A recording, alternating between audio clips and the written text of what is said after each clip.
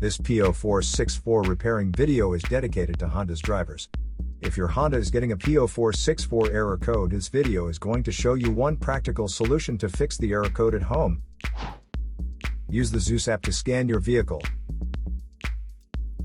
and see the error code P0464. This code is set when the PCM detects a signal from the fuel level sender unit that indicates a fuel level that exceeds the fuel tank's capacity. Here is one of the most practical solutions to fix Honda's P0464 error code. Method A, the fuel level sensor.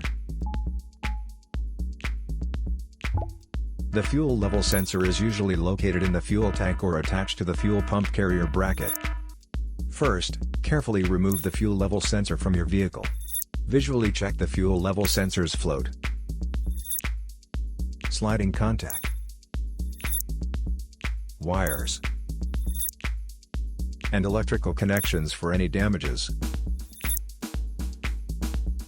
Use a multimeter to proceed a resistance test on the fuel level sensor. The resistance reading should be different between when empty and when full.